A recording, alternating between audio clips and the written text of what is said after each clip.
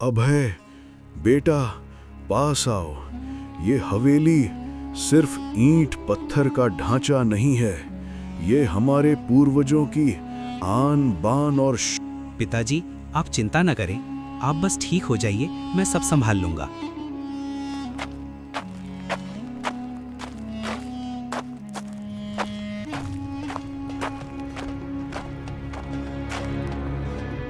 ये हवेली सिर्फ ईंट पत्थर का ढांचा नहीं है, ये हमारे पूर्वजों की आन बान और शान है। इसे कभी टूटने मत देना। भाई साहब, आप फालतू की फिक्र कर रहे हैं। अब जमाना बदल गया है। इस हवेली को चलाने के लिए बहुत पैसा चाहिए, जो हमारे पास अब है नहीं। लालच तुम्हारी आंखों में साफ दिखता है दिग्विजय। याद रखना, इस हवेली की नींव में एक गहरा राज छिपा है, जो सिर्फ एक सच्चे वारिस को ही पता चलेगा।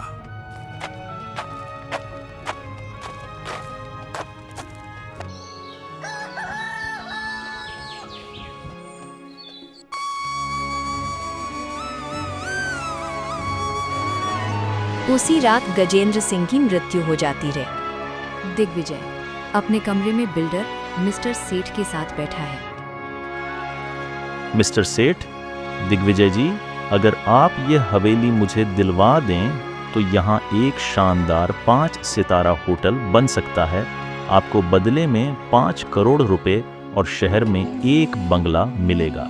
मिस्टर सेठ, अभय जी मान गए आपकी हिम्मत को। आज इस हवेली की कीमत 10 करोड़ से भी ज्यादा है। काम हो जाएगा सेठ जी, बस उस लड़के अभय को रास्ते से हटाना होगा। उसे हवेली की मोह माया बहुत है।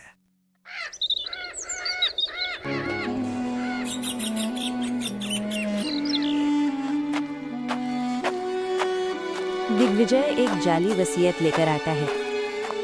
देख अभय, तेरे पिता ने मरते समय इस कागज पर दस्तखत किए थे। हवेली अब मेरे नाम है। तुझे और रघु काका को आज शाम तक ये घर खाली करना होगा। ये मुमकिन नहीं है, पिताजी कभी ऐसा नहीं कर सकते। छोटे मालिक, ये सरासर बेईमानी है। ठाकुर साहब ने अपनी पूरी जिंदगी इस हवेली को दी है। चुप रहे बुढ़े, अपनी औकात में रहे। अभय, सामान उठा और निकल जा यहां से, वरना पुलिस बुलानी पड़ेगी।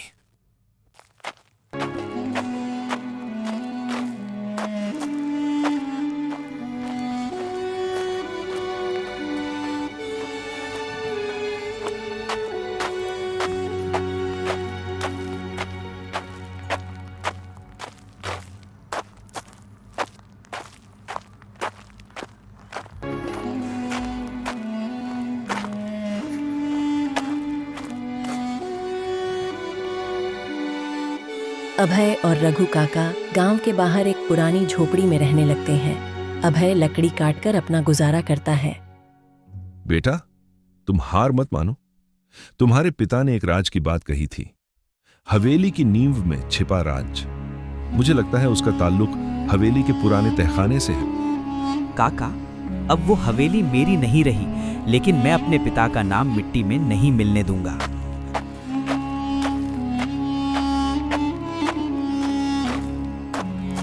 तभी वहां से एक विदेशी टूरिस्ट की टीम गुजरती है।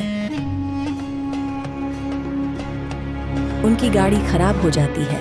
अभय उनकी मदद करता है और उन्हें अपनी झोपड़ी में ठहराता है। अभय धीरे धीरे अपनी कला से पैसे कमाता है।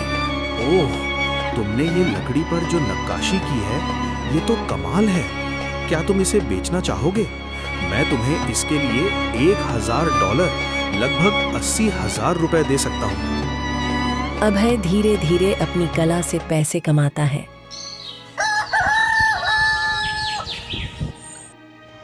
एक दिन उसे पता चलता है कि दिग्विजय हवेली को तोड़ने वाला है। वह चुपके से हवेली के तहखाने में पहुंचता है। एक गुप्त दरवाजा खुलता है।